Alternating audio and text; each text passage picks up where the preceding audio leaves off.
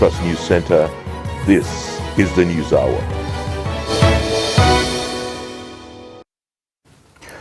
On News Hour tonight, police detain Kaduna school teachers over the death of student. Residents cry out as military takes over school facility, disrupting academic activities. 2 dead, 3 missing as passenger boat burns to ashes in Niger State. On the foreign scene, Israel directs citizens to immediately leave Egypt and Jordan. Many thanks for joining us on the News Hour. I'm Abdullahi Ahmed. We start in Kaduna as the death of a 19-year-old student in Kofar Koyambana in Zaria at a private school has sparked outrage in the area. The JSS3 student reportedly died from corporal punishment by teachers in the school for alleged indiscipline. Confirming the incident, the Kaduna State Police Command's Public Relations Officer ASP Mansur Hassan says 2 suspects have been arrested in connection with the incident. Rukaya Sambo, a sister to the deceased, said her late brother was asked to repeat his class after promotional examination, adding that the late Marwanu declined to repeat and stopped going to the school. He was later taken to the principal, where he was stripped naked and further beaten till he could no longer breathe.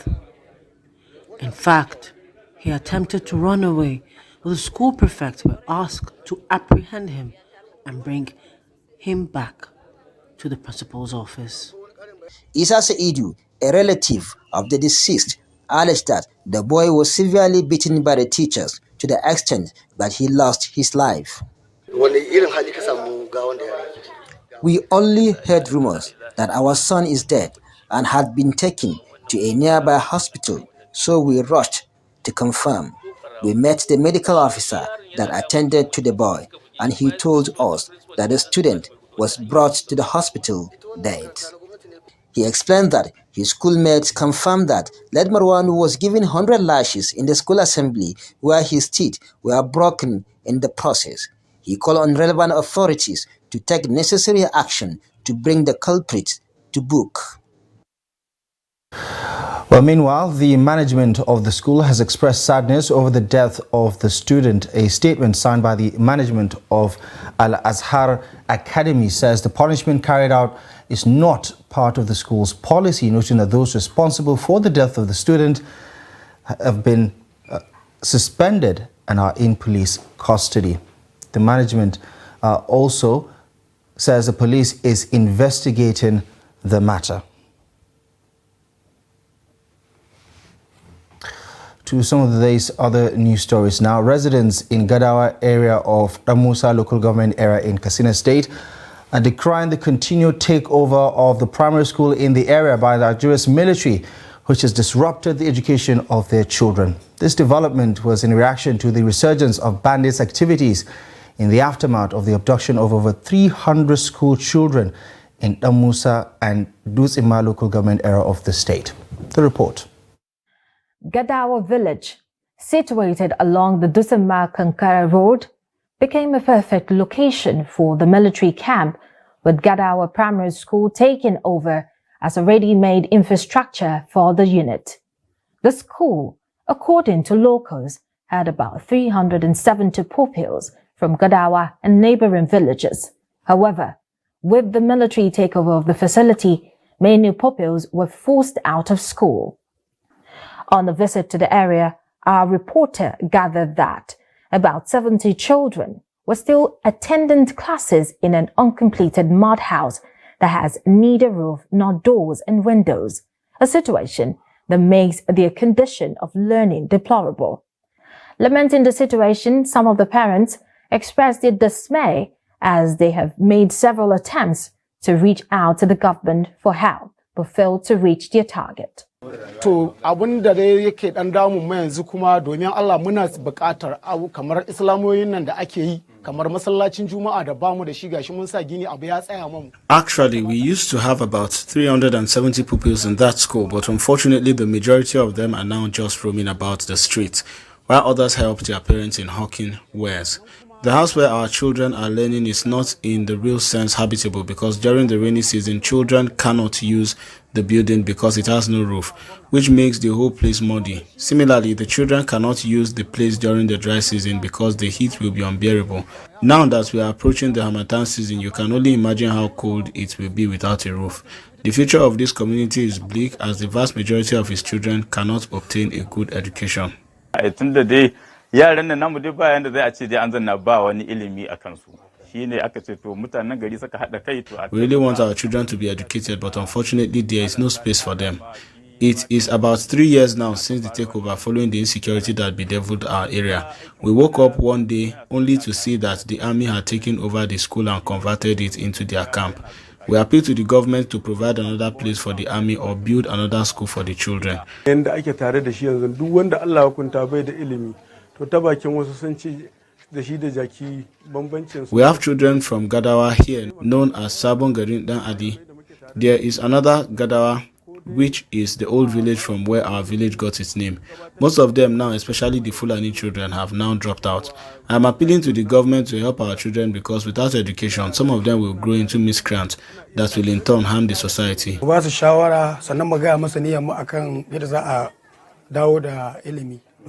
We first of all sat at our level and discussed the way out of the deteriorating state of the education that young ones are exposed to.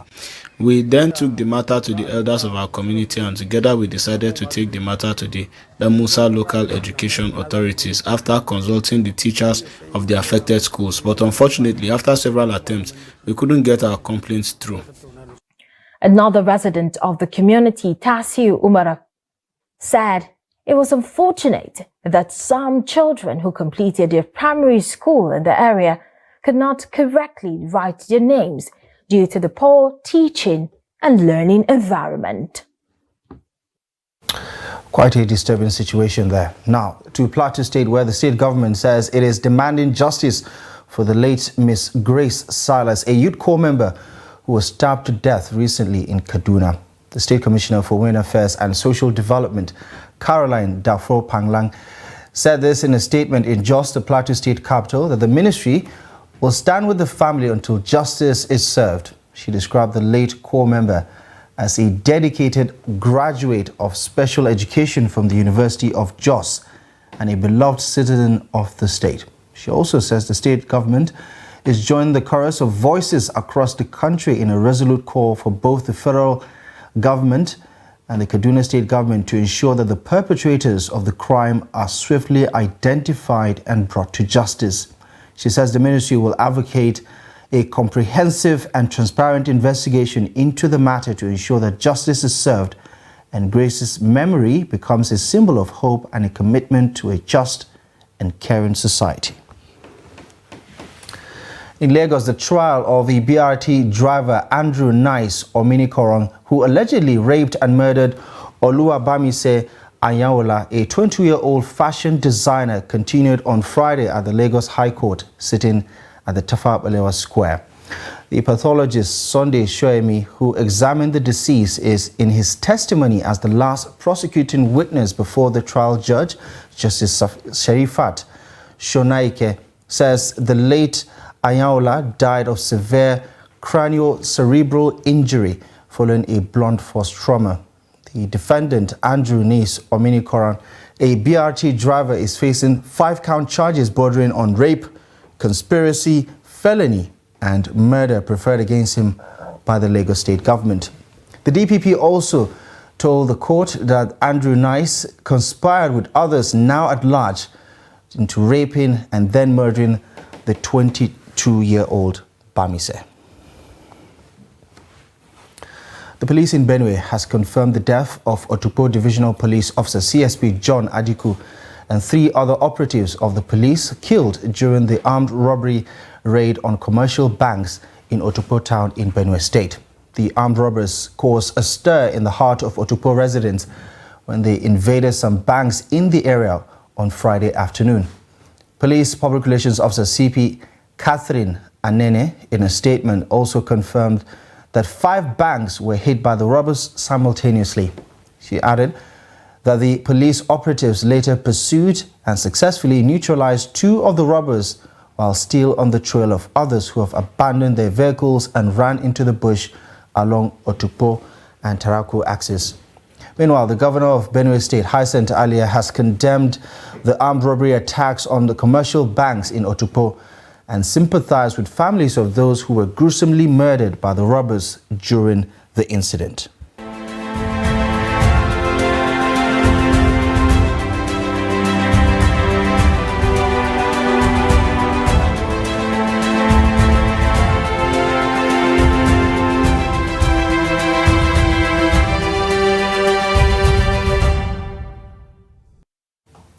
Artisans in Jigawa State are appealing to the federal government to mitigate Nigeria's rising inflation, which has led to soaring food prices across the country since the removal of fuel subsidy.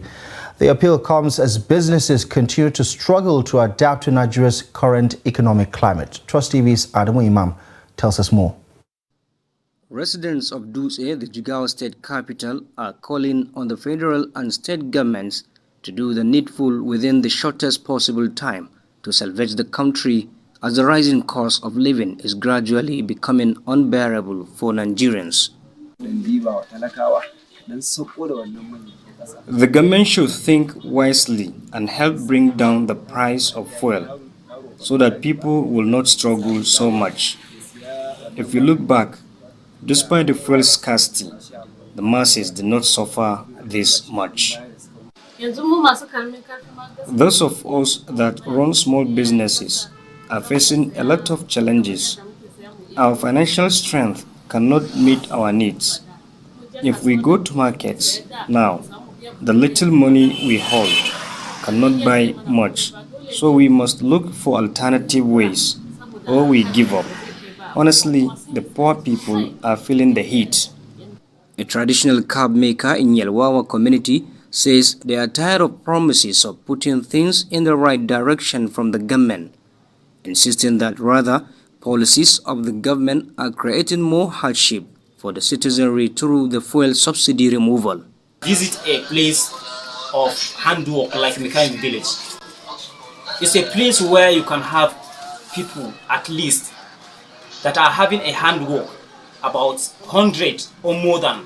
Now if you go there, the number of people that are having handwork will not be more than 50. Where are they? They left the city. They noted that the recent federal government rice palliative distribution in the state was not enough to address the challenges of the common man. Adamu Imam, Trust TV News, Jigawa. In a similar vein, traders in Jalingo main market of Taraba State are decrying low patronage of food items by customers in the state. Now, this, according to them, is due to the decrease in purchasing power of most customers, which is negatively affecting businesses in the state. Here's a report. In recent times, Nigerians across the nation have been struggling to put food on the table due to the increase in prices of foodstuffs in the market. In Taraba State, however, early last week, the prices began to reduce as a result of the bumper harvest from farmers. Despite the availability of food items and a reduction in price, patronage has further declined due to the non-availability of cash in circulation, further crashing the demands for foodstuffs. Some of the busy places in the market where foodstuffs are sold are experiencing a lull in activities. Some of the customers attributed the low patronage to the Naira exchange rate, insecurity and bad road network, while some associated it with the removal of fuel subsidy by the federal government. They described the situation as a classic example of living from hand to mouth due to the rising cost of living. Before we buy like this, as in, but the quantity is much. Now, the price is high and the quantity is low.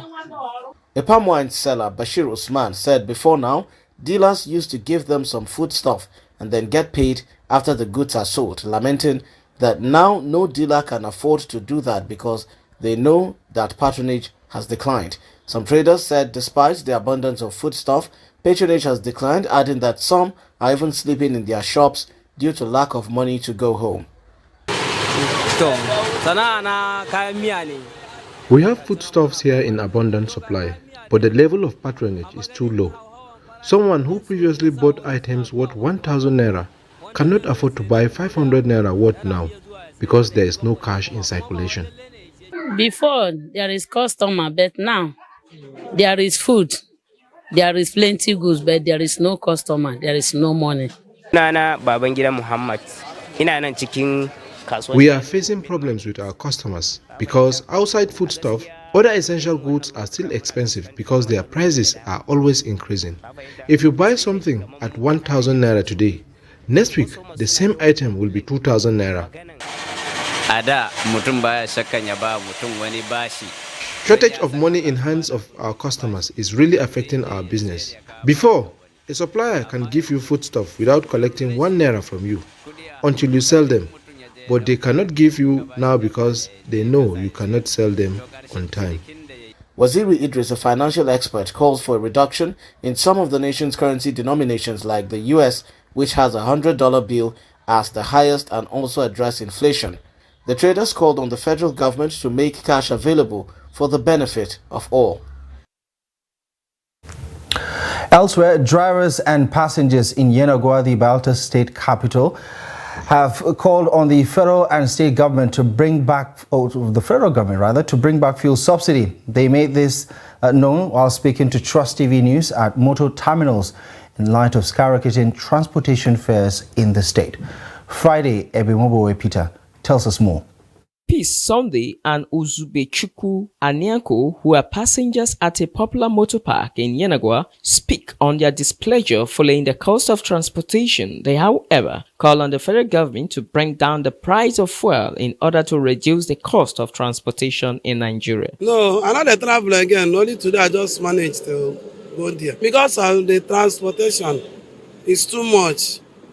So now I make another travel again. IS 25 or 2,000. Now we dey pay. But now, 5,000, 4,500. I mean, I don't understand. Even this travel, I supposed to carry my children travel. But no way. I just carry myself the travel. I want to make the government go and carry the fuel down. Let the fuel go down and everything for this Nigeria, no way again. From Yenagoa to Onitsha, formerly it's 1,500 before. Now it's almost 5,000 naira. So that the way things is going is not comfortable. I used to travel before formerly, and this one I'm going is because of burial. Without it, I used to do this thing because of the high cost of things. So there's no way to travel sometimes ago. Government have to first of all to carry fuel down. That is fuel problem first, and the other things, food to chop, nowhere. Nigeria is not as in be before. So transport operators say the cost of fuel price has reduced their customer base and appeal to the federal government to bring back fuel subsidy. They, however, promise to bring down their charges as soon as government restores the fuel subsidy. We normally take a route like from Bayelsa to Onitsha, like some of 3,000, 2,500 as the case may be. But today it's 4,500 naira. From here to Onitsha, I see precisely from here to Onitsha, because you have applied Bayelsa, Owerri, Onitsha route for now. No more passenger because of the cost of the fuel. Passengers are not traveling again. When somebody asks how much are you taking from here to Onitsha, he said 5,000 or 4,500. He said no, it's too cost. So well, let me do Webil.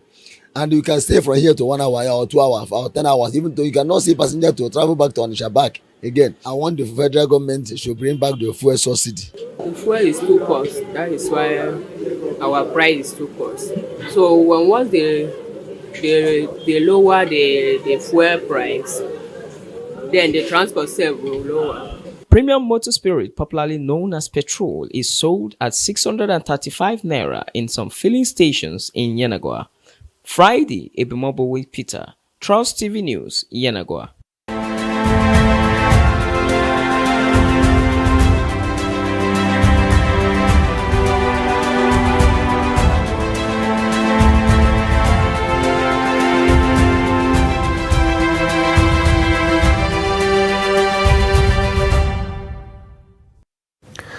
To some of the day's other news, preliminary inquiries into the circumstances surrounding the death of 12-year-old Adebola Akin Bright, The boy with the missing intestine who died at the Lagos State University Teaching Hospital has commenced on Friday at the Magistrate Court 4, Ebute Metta in Lagos State. At the proceedings, counsel to the Lagos State government, Ola Akinde, informed the court that necessary tests and examinations have been conducted on the corpse and confirmed that there is a post-mortem report. He also says the Office of the State Attorney General is aware of letters from solicitors to the father of the deceased seeking to preserve the corpse of the little boy, while the mother seeks the release of the corpse for burial rights. He noted that the state is not against any of the requests, but will leave the decision on what to do to the court. Now, the coroner, in her response, said it may be necessary for the father and the mother of the deceased to file their respective applications on what to do with the corpse so that the courts can rule on the matter. In the interim, he urges the court to preserve the corpse since the coroner had already assumed jurisdiction over the matter. The case was adjourned to November 24th for further proceedings. This is the News Hour on Trust TV. Coming up ahead, we tell you the story of a community that is decrying the dilapidated road infrastructure in their area. More on this and many other stories coming up ahead in just a moment. As a demonstration of its commitment to provide sustained access to basic healthcare for all Nigerians, the Federal Government of Nigeria, through the National Primary Healthcare Development Agency, NPHCDA, has established the Basic Healthcare Provision Fund, BHCPF. The Basic Healthcare Provision Fund is designed to deploy operations fund directly to primary healthcare facilities in every political ward nationwide to ensure the availability of quality PHC services to all Nigerians, irrespective of where they live or work. The Basic Healthcare Provision Fund guarantees 24 hours availability of midwives, other health workers, and health supplies in at least one PHC in every political ward. Ask from your local government health department for the BHCPF PHC in your ward to get more information and benefit from the services. Think access to healthcare for all. Think universal health coverage. Think Basic Healthcare Provision Fund. This message is from the Federal Ministry of Health and National Primary Healthcare Development Agency, NPHCDA. For further inquiries, call the NPHCDA toll-free number 7722 or visit www.nphcda.gov.ng. Let's take you on a ride through a series of colors, events, concerts, and lots more. Are you planning an event? EventScope has you covered. Make Trust TV your #1 choice to cover your event. Call 080-3591-0553. EventScope, making your event classic. Follow us on all of our social media platforms at Trust TV News for latest updates on EventScope. There's a problem in Nigeria. Rising unemployment is leading to crime, death, and homelessness. I graduated since 2020. There's no work, there's nothing. With no jobs, no money, and no food, many young people are frustrated. There are many young youths out there looking for what to do. But when you come to Nigeria, you will see old people doing the work that young people should do. My own local government itself, we don't have anybody in this community that is working there. Lost and forgotten in slums, the echoes of their worries haunt the seat of power. Where is their government? This village is like we are inside the city and our boys are running up and down, no work. What is the truth behind Nigeria's unemployment statistic? Beyond the affluence of Abuja's wealthy 1% lies the grief of the 99% struggling to earn a living.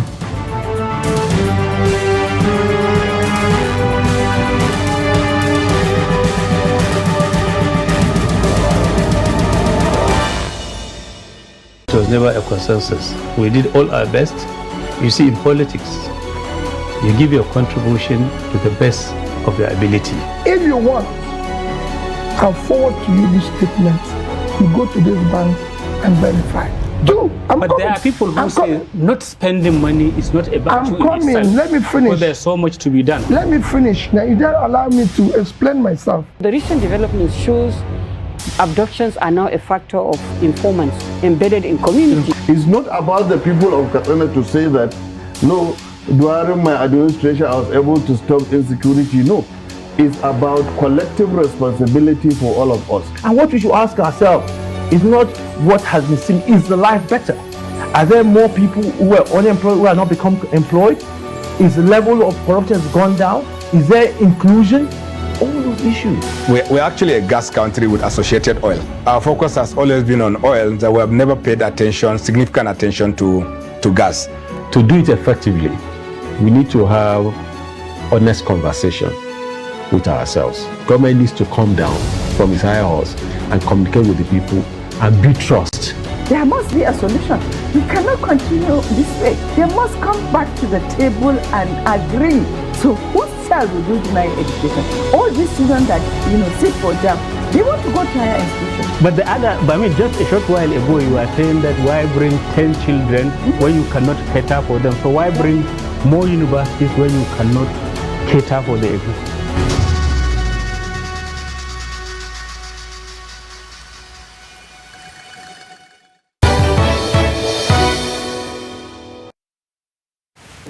Welcome back to the news. Here's a quick reminder of our top stories. Police detain Kaduna school teachers over the death of a student. Residents cry out as military takes over school facility, disrupting academic activities. Now, 2 persons have been confirmed dead. 3 others reported missing after a wooden passenger boat was gutted by fire shortly after loading goods and passengers in Kachia local government area of Niger State on Friday. The incident was reported at 6 p.m. shortly after the boat was loaded with goods and passengers returning home after the weekly Kachia market day. Now, according to reports, the boat engine misfired, leading to a blaze engulfing the boat. Confirming the development, the leader of the boat operators in Kachia says the boat was burnt to ashes along with goods worth millions of naira. A little earlier, we spoke to Abubakar Akote, who gave us an update on the incident.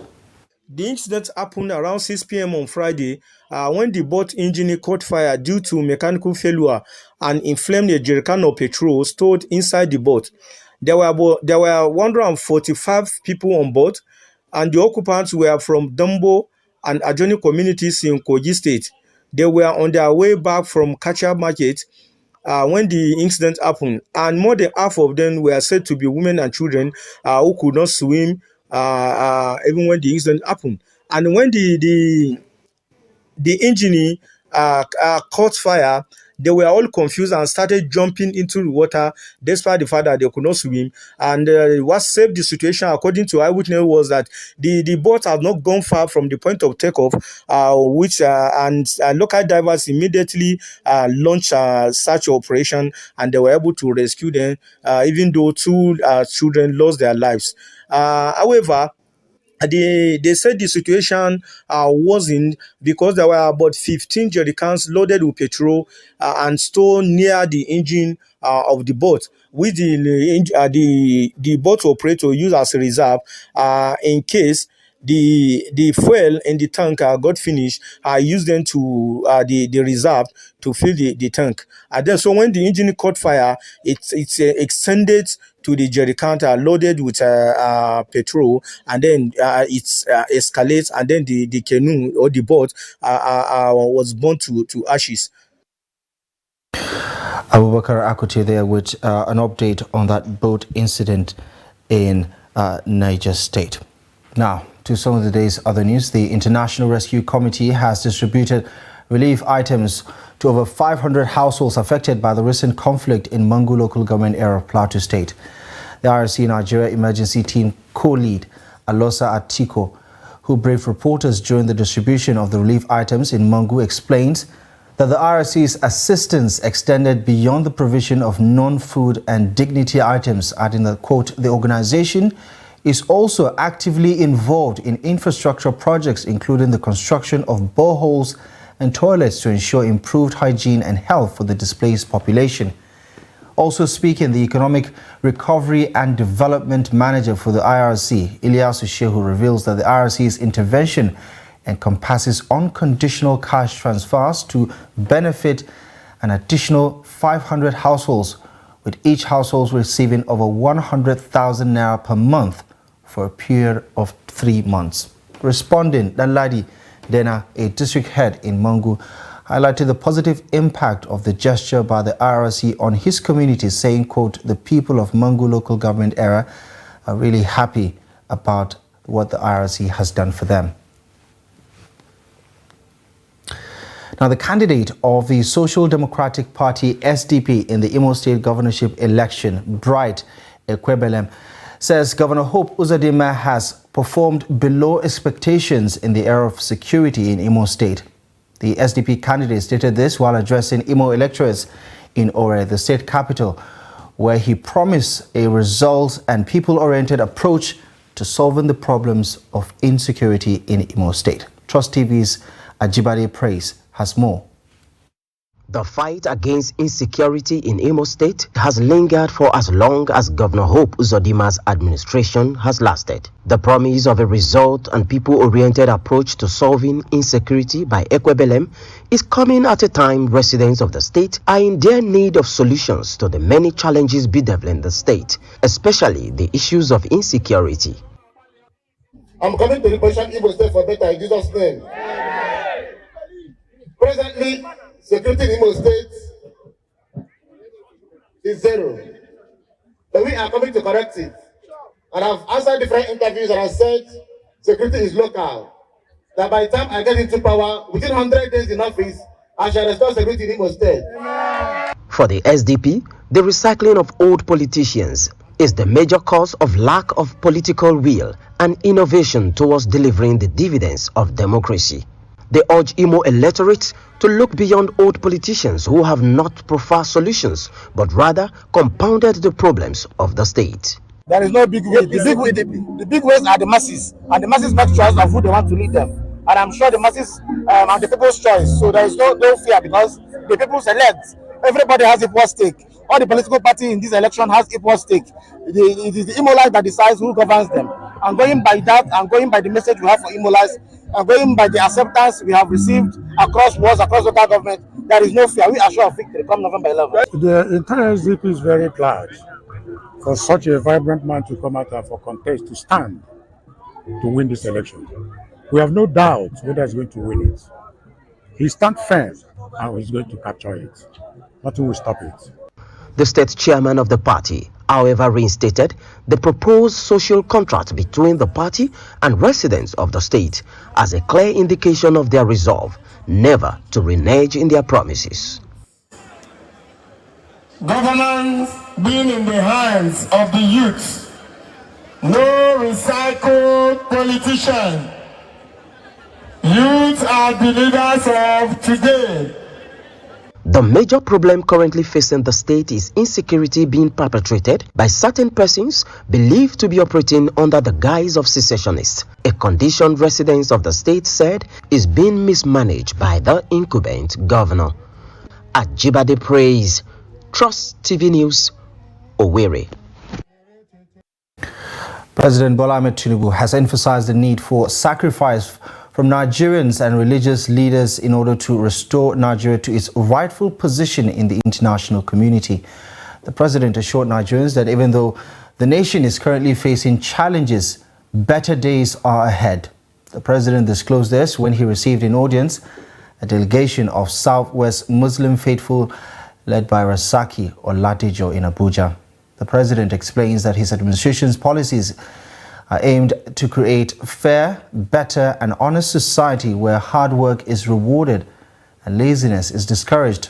The president also mentioned the difficult decision his administration took by removing fuel subsidy, highlighting this was necessary for Nigeria's sustainability. Muslims in Osun State have been charged to shun divisive tendencies and parochial interests to ensure oneness among adherents of Islam across the state. The president of Osun State Muslim Community, Mustafa Olawi, gave the charge in Osogbo, the state capital. He says the recent peaceful transition in leadership of Osun State Muslim Community is an indication of rare cooperation and understanding among Muslims in the state. He called for unity among Muslims and Islamic organizations across the state in order to achieve the goal of developing Osun State. The first thing is unity. Every Muslim organizations in the state should unite, fight with one voice, come together, have a team spirit, so that whatever we need, we don't jettison our rights for parochial interests. That is very important.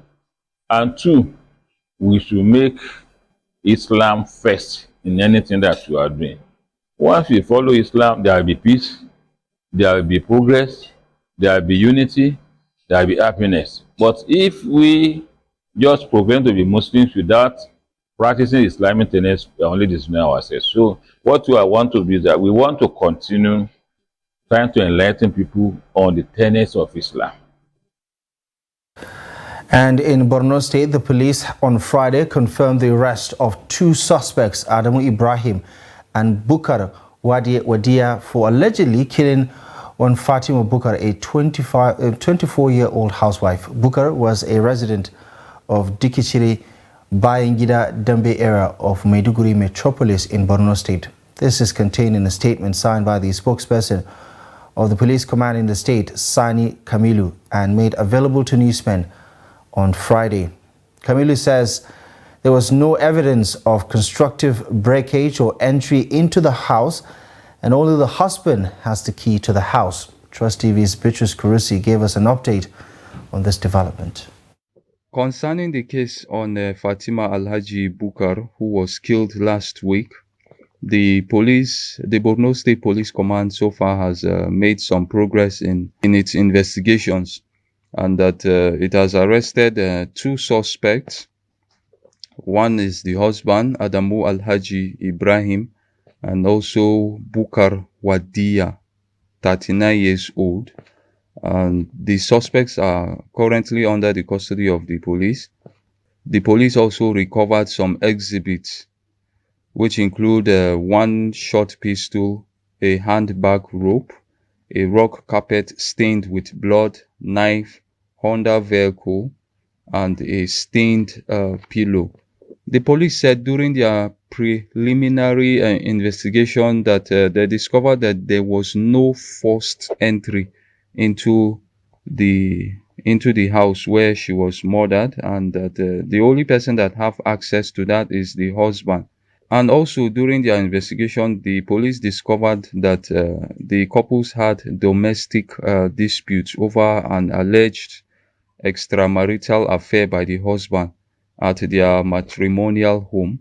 It is still investigating the case, and that after full investigation, that they are going to prosecute the case in court. Staying in Borno State, the police has also commenced an investigation into the death of the State Commissioner for Reconstruction, Rehabilitation and Resettlement, Ibrahim Idris Garba. Governor Babagana Umar Zulum said this according to his spokesperson, Isa Gusau. Now, the State Commissioner of Police was at the State House where Ibrahim died in Maiduguri on Saturday, according to the spokesperson. According to the statement, Governor Zulum, who received the news with shock and profound grief, mourns alongside the late commissioner's wife or family and loved ones, his friends, associates and members of the State Executive Council. Ibrahim Idris Garba was the governor's special advisor on special projects before his recent elevation and appointment as commissioner of RRR, that is Rehabilitation and Reconstruction in the state. And in Taraba State, residents of Mayoraneo district in Ardokole local government area of the state have decried the lack of motorable roads linking the community to other parts of the state. They're calling on the government to address the infrastructural needs of the community to enhance productivity and the socio-economic development of the people in the area. The report. Mayorenewo is one of the villages situated in Ardokola local government area of Taraba State. Its original name is Mayorenewo, a Fulfulde word meaning the White River. The district is located at an elevation of 122 meters above sea level and has an estimated population of 102,000 people. The town is blessed with mineral resources like mica, barytes, limestone, among other resources, and is among the agro-based area of the state. As a result of its proximity with the River Benue, fishery and farming have become major and important source of livelihood for the citizens. With an increased demand for fish and farm produce from the community, investors who would have boosted agriculture and fishing there are withdrawn due to the challenges of accessing the road to the major highway. Yusuf Saidu Kawu, the district head of Mayorenewo, told Trust TV that the village is blessed with lots of natural resources and is the largest fish-producing community within the area of Jalingo, Yoro, Zing, and Ardokola, but decried the lack of a good road for transportation. To address the inadequacy, Kawu said the district is galvanizing community efforts to construct the road. We are facing the challenge of no access road here, and it is serious. I was born here to see the road to Mayorenewo the way it is now. Nothing has changed. A lot of complaints have been filed into different administrations in the state, but nothing has been done up to now. We are still praying and expecting this present administration will do the needful.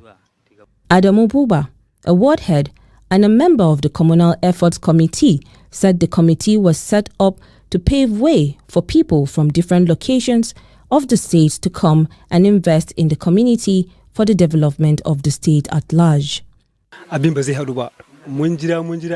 waited for the government for so long to do something on this road.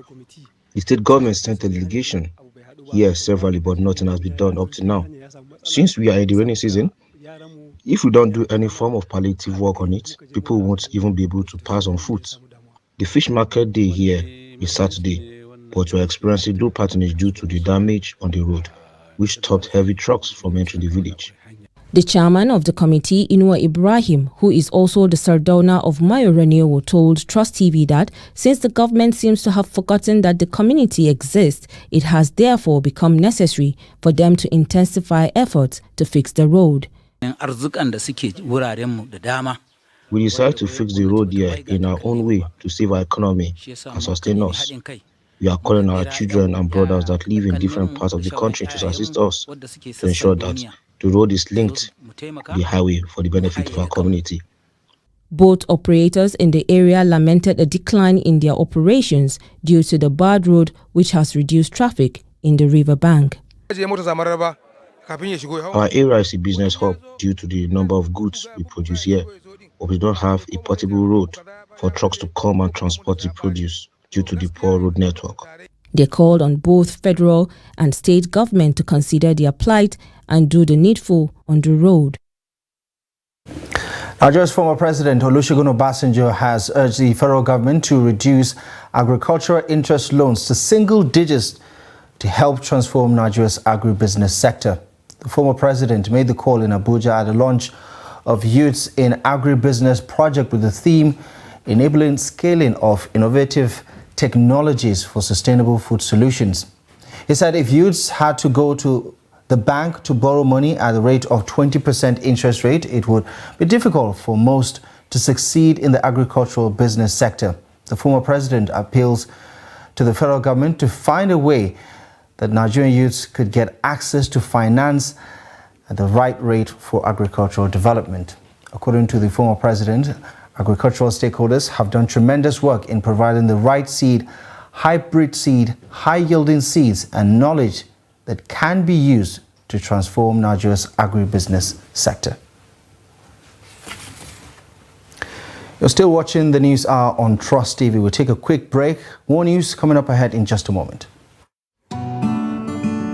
Are you interested in the latest news and developments in Nigerian politics, policy, governance, and other critical national issues? Look no further than Daily Politics on Trust TV. Our panel of experts and key people in government provide in-depth analysis and commentary on the biggest stories in Nigerian politics. And 33.3 million Nigerians are suffering from multidimensional poverty. It's a much calmer Buhari than the Buhari who was in the khaki uniform. Naira to Naira X rate is higher anywhere in the world. The Naira is higher than dollar exchange rate. So you want to This central bank governor you're doing, you must do it fast. Number of casualties we have had, we shouldn't have had. Security as far as Nigeria is concerned, we have wronged. From the inner workings of government to the latest on legislation, rule of law, implementation and democracy, we have you covered.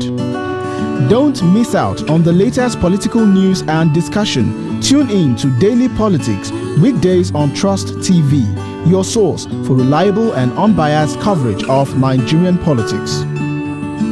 Hello and welcome to Creative Lounge on Trust TV. My name is Ahmed Mohammed Bello and I'm going to be taking you through my journey as an artist.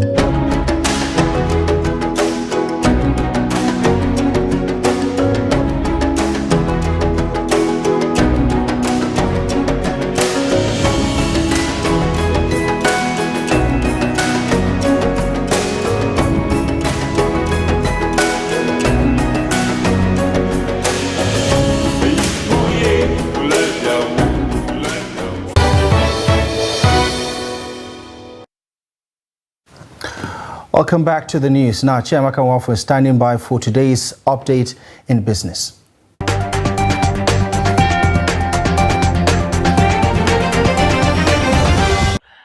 The Business and Property Court in London has scheduled Monday, October 23rd, 2023 as a date for delivering the verdict in the ongoing case between the Nigerian federal government and Process and Industrial Developments P&ID Limited. The judgment will be handed down by Judge Robin Knowles. In 2010, P&ID entered into an agreement with Nigeria to construct a gas processing plant in Calabar, Cross River State. However, P&ID alleges that the deal fell apart due to the Nigerian government not fulfilling its obligations. P&ID sought legal recourse, resulting in an arbitral award against Nigeria. In January 2017, the tribunal ruled that Nigeria should pay P&ID $6.6 billion in damages, along with pre- and post-judgment interest of 7%. Following this judgment, Nigeria applied for an extension of time and relief from sanctions, which was granted by George Ross Cranston of the Business and Property Courts of England and Wales in September of 2020. A total turnover of 1.5 billion shares valued at 24.3 billion naira in 29,298 deals was traded this week by investors on the floor of the exchange.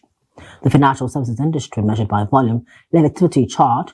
The ICT industry followed, while in third place was the conglomerates industry. Trading in the top three equities, namely United Bank for Africa PLC, Fidelity Bank PLC, and Access Holdings PLC, measured by volume, accounted for 447.125 million shares worth 6.488 billion naira in 4,913 deals, contributing 29.88% and 26.72% to the total equity turnover volume and value respectively.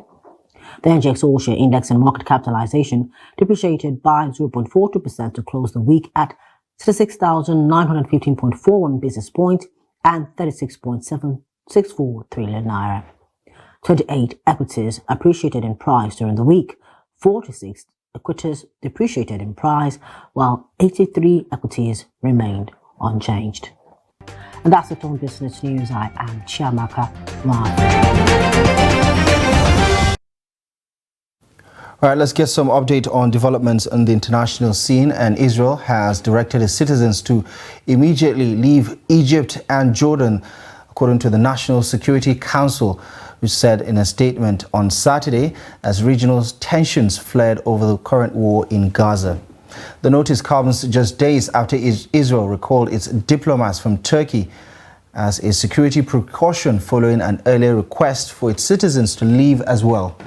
The evacuation calls come after days of protests across the Middle East over Israel's bombardment of the Gaza Strip. The war ignited after Hamas militants stormed Israel from the Gaza Strip, taking more than 200 hostages and killing at least 1,400 Israelis, mostly civilians, who were shot, mutilated or burned to death, according to Israel's officials. Now, Israel has since vowed to destroy Hamas in a bombing campaign launched in response. It has leveled entire city blocks in Gaza so far, killing 4,137 Palestinians, mostly civilians, according to Hamas-run health ministry. In sports, Sir Bobby Charlton, the Manchester United and England legend, has died at the age of 86. The family confirmed the development via a statement released on Saturday. The statement in part reads, "It is with great sadness that we share the news that Sir Bobby Charlton passed peacefully in the early hours of Saturday morning." Now, he was surrounded by his family, according to the statement, who jointly thanked everyone who has contributed to his care and for the many people who have loved and supported him.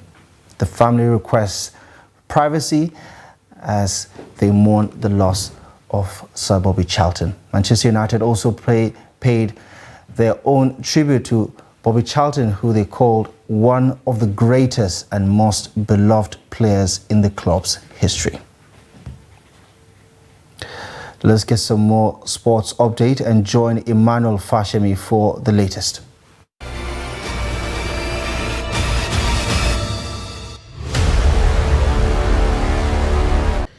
The Super Falcons of Nigeria will leave Abuja on Sunday to keep a date with Ethiopia for the 2024 Olympic qualifiers first leg. According to reports, players and officials of the 9-time African champions will depart Abuja for Addis Ababa, Ethiopian capital. The 4 home-based players called up for the two-legged encounter, Monle Oyono, Comfort Folorunsho, Jumoke Alani and Okpeyemi Ajakaye will travel with the team officials. They will be joined by the foreign-based players in Addis Ababa for their first training sessions ahead of the fixture. The first leg comes up 25th October 2023 in Addis Ababa, Ethiopian capital, while the reverse fixture is bid for 31st October 2023 in Abuja. Morocco are pitching up for a battle with Real Madrid for the 2030 World Cup final match host, according to reports. Spain, Portugal and Morocco was announced earlier this month by FIFA as host of the 2030 World Cup. Madrid's Santiago Bernabeu has been regarded as the most likely venue for the final match, but the Times reports the African nation has made a bid to ding the Spanish capital to it. However, the competition will spill over to another continent and 3 more countries as commemorative matches will take place in Argentina, Paraguay and Uruguay to mark the 100th anniversary of the World Cup. Recently, Real Madrid coach Carlo Ancelotti supported the idea, saying the World Cup final has to be in Madrid because it is the capital of Spain, and in the Bernabeu because it will be the best stadium in the world. I think it's very good for Spanish football and for this country. The happiness of this news isn't going to be affected by some games being played in South America, Portugal or Morocco. It's very good news. FIFA has not yet made a pronouncement on where the final will be held, but it had been expected that Madrid Stadium would win out. And that is sports. I am Emmanuel Fashimi.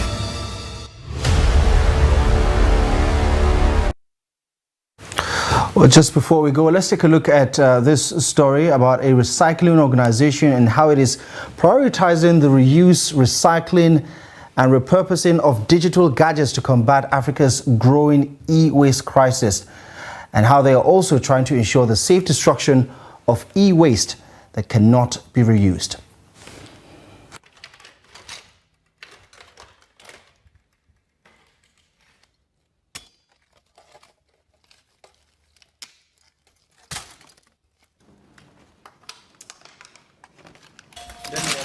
They put a lot of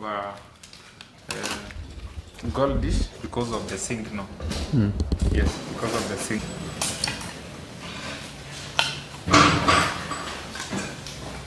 The purpose of this facility is to make sure we take care of all electronic waste, because this equipment are dangerous to our environment.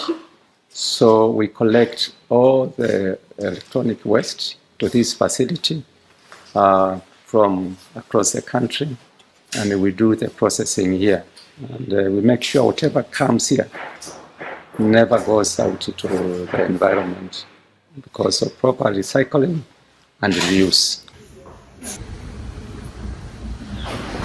Wow, this thing is heavy. Really heavy. Yeah, to have this on your... They know them by their names. That's a gramophone because they saw it on pictures. But when they touch it, like it's Professor. We'll talk about 55 minutes. Now, when it comes to the public or individual or households, now that's why we do things like estate drives. We go outside, get food soldiers, sensitize on the public, let them know that they should get these things that they've hoarded in the environment, in their houses and the environment out them, and then we get them. So we release our trucks, release our pickups. It goes to each estate so that we've been able to agree with, probably with the estate chairmen, and then once they're able to give unto us, now we come in, do the whole now process again, recycle, refurbish, repurpose, or reuse them.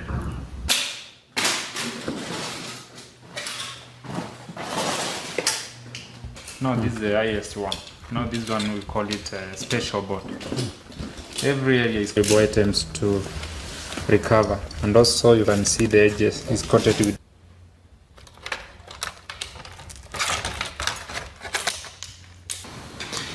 If we don't make sure our nation is safe, our Africa is safe, our generation will not inherit anything. Will be everywhere. Will be toxic, chemical. So I think it is our duty now as a youth to save environment. Very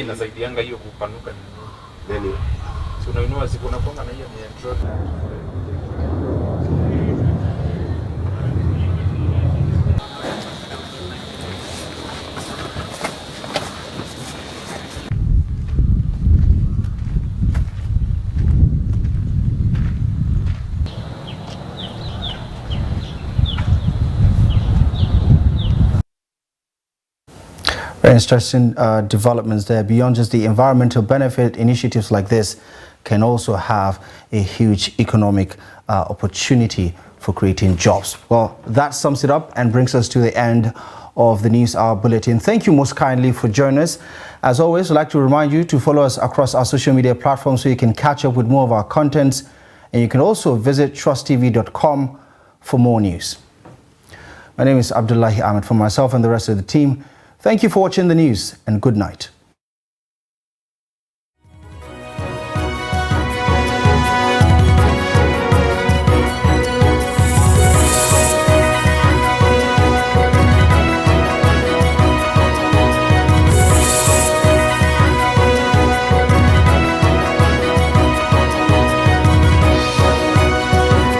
From the Daily Trust News Center, this is the News Hour.